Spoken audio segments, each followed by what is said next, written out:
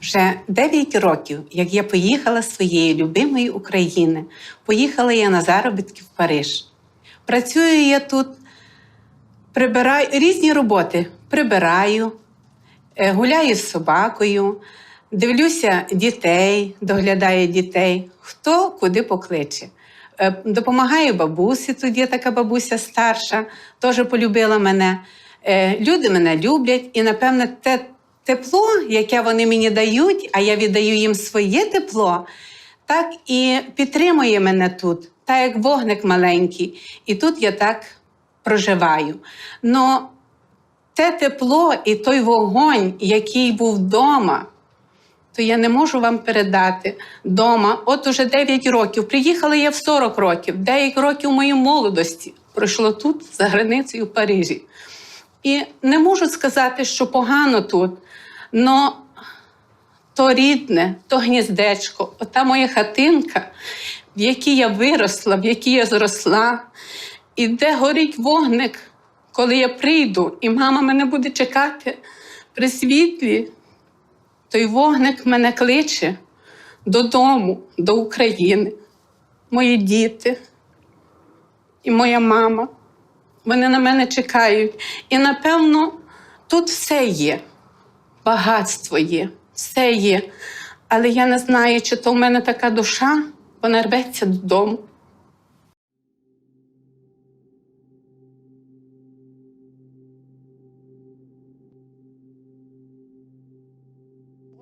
The biggest wildfires increase Climate this is week. harder to predict. Flee for your lives. Displaced because of climate change. Where I'm staying out for a minute. To get back to where we were. I lost my home.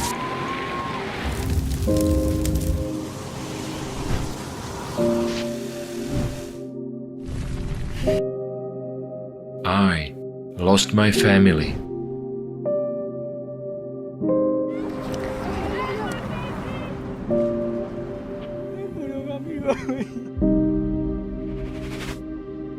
I was running for days.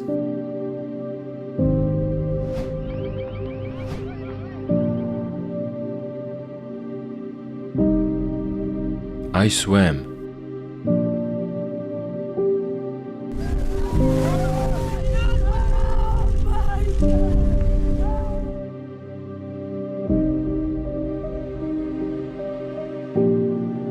To end up here in a new place. I have no food and no place to sleep. I was trying to find someone, anything, to help me. No one is looking for me. No one needs me.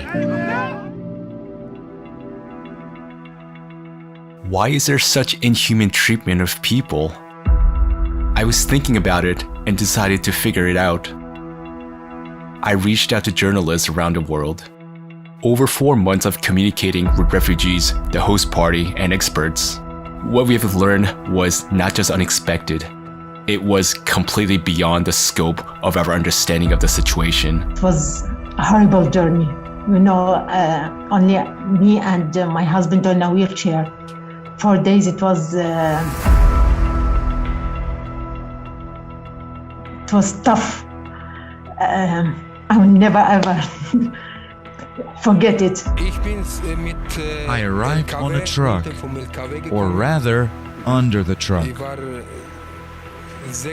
I stayed underneath, next to the wheels, for 16 hours. It was a disaster for my spine. 7 years ago, Soma and her husband were forced to leave Iraq. They managed to cross the Turkish border, but their documents are still pending. No camp, no nothing, no be yourself.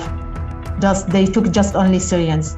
So we depend on ourselves. We registered in the UNHCR since 2015, but they left our files aside. Almost 7 years was too hard for me because we are in unstable situation. We are struggling too much. People are forced to leave their native lands. The first answers about the reason for displacements were the military situation in the country and violence. We didn't have such an idea at all to go to Germany or to Europe. But suddenly a war broke out and we had to leave our apartments. We didn't have any other choice. I come from Afghanistan. I'm 25 years old. I've been living in Germany for 6 or 7 years. When I came to Germany, I was 17, and nobody helped me so far. I have a lot of problems. It was very difficult and dangerous along the way. It was very hard in Iran and in Bulgaria. For 5 days and nights, we had been walking over the mountains without food. We had only cookies or something that was in our backpacks. And yes, the journey was very hard. We didn't go by car. We walked on foot from Afghanistan to Germany. If there had been no war in Afghanistan, I could have stayed there with my family. I left my family because of the war. I lost my father in the war. We managed to talk to a woman from Sweden who has been helping refugees. She asked us to hide her face for security reasons. Now I'm going to tell you something very scary. Do you know what Bachabazi is? I know that it exists in Afghanistan. They have a clan with a man leader. He has money and he makes all the decisions. They are not allowed to touch girls, but they look for a handsome boy. They take that boy, put makeup on him, and he dances for them at night. Then the boy is forced to go with a man he's told to go with, and he is sexually abused. I took 3 of these boys to a hospital in Sweden to have them undergo surgeries. They were all so very damaged inside. One of the boys even had worms in there. Those clan leaders told one boy to come back to Afghanistan and continue spending time with them. They told his mother, if he doesn't come back, we'll kill his little brother. And we found out they actually did that. The boy survived thanks to the personal involvement of this woman, but that's not always the case. Often, people who seek refuge in another country encounter new troubles and threats to their lives there. I'm in South Africa. It's very difficult here because it's a very nice country, but the only problem that I'm facing is a xenophobic attack. Because here they don't like foreigners at all. You will never spend a month without being attacked with a xenophobic attack, because they say as a foreigners you are stealing their work. I've lost that hope of being in the great society. I don't know, I've lost that hope because seeing the way that people are being killed, seeing the way that people are being shot in my eyes, and the fear that I have right now is having my 2 kids. It's like every day in my mind, it's like, hey, this can happen to my kid, this can happen to me. And it's like I don't have a peace. I've lost that peace. In the world we now live in, it is not so easy to dare to help one another. A woman in Malmö, Sweden, took children to her place when they were brought to station downtown. They had nowhere to go. So here I am, sitting in a big house where there are vacant rooms. A thought pops into my head, why can't I offer shelter to some of those kids who were at a Grand Central Station? And that's what happened. Then I started helping children who had come as refugees because I thought I could do at least a little bit. Somebody else might do something other than this, but if everybody helps a little bit, it might be a good thing overall. So I can't solve all problems alone, but I think I can do something for a few kids. And that's what I'm doing right now. It's been 6 years already that I've been hosting unaccompanied refugee children. These problems have persisted for years.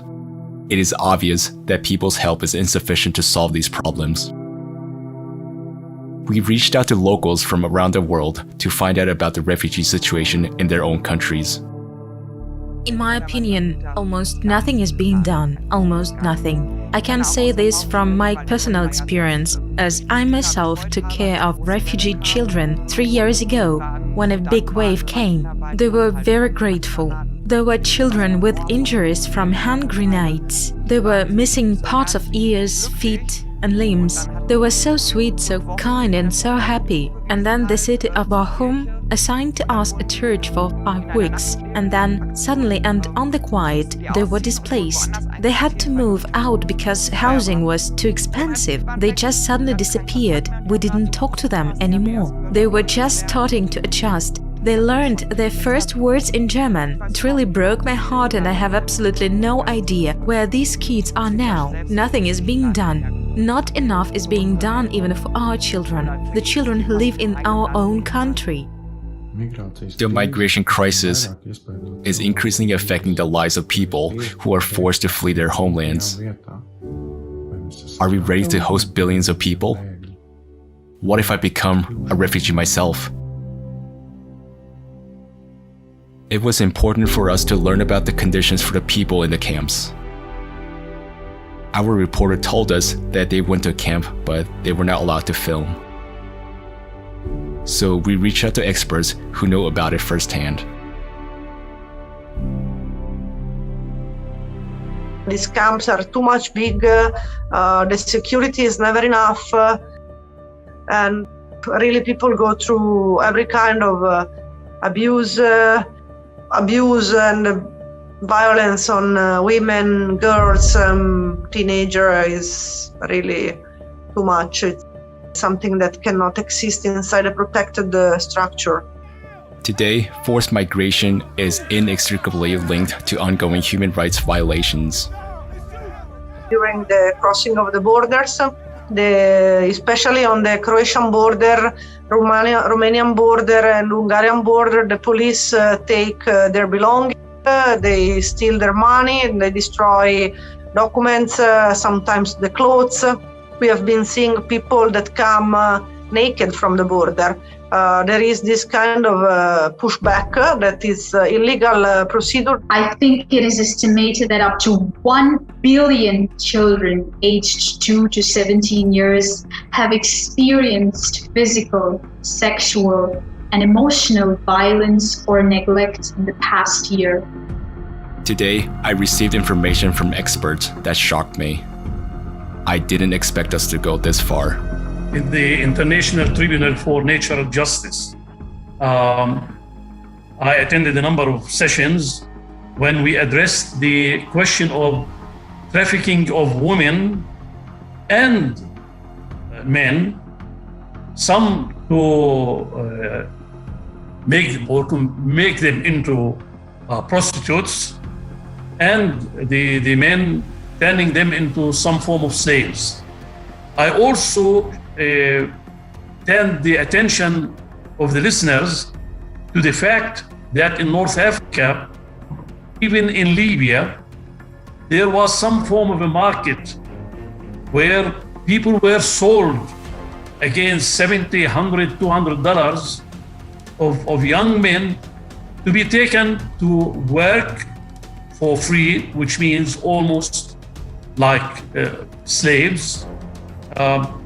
And we are not talking about hundreds of them.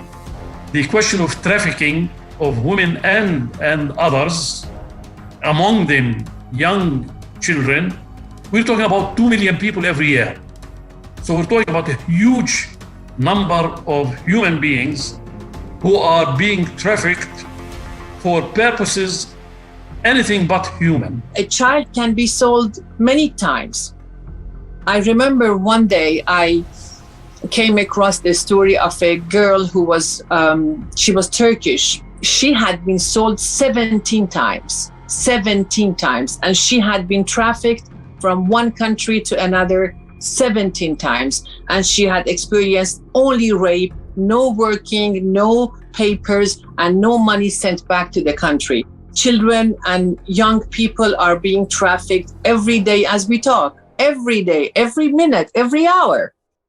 And what happens to them next, nobody knows. In Bangladesh, there is one area where openly that slavery market runs. How we do the auctions for anything, like that the humans are, children are purchased and sold. Yeah, and Myanmar is that thing. 2016, when I was doing undercover operation, to that time I also sat in many auctions as a customer, as an undercover when I was doing the undercover. There where we were sitting for the auctions, 9-year-old girl, 10-year-old girl, as per the demand. So the trade called the first time sex. Whenever the auctions will happen, new girls arrive in the trade, so they put the auctions. So who will bid the last demand, the money, that person only will use that victim full night for his choice. I'm finding the problem that the new demands is growing about the pedophile. So now there are a category of the clients which belongs to across the world. So they demand for the male child for the sex. The business that is made of spare parts, the human spare parts. How many children have been transferred from one place to another and then being operated on for some rich guys in different parts of the world to get a kidney or get something else from their bodies against their will, or because they don't have money, somebody will contribute a kidney against money. This is happening in Egypt, for example. Many people are poor. They say, well, if I can live with one kidney, I will give the other kidney against $5,000 or so.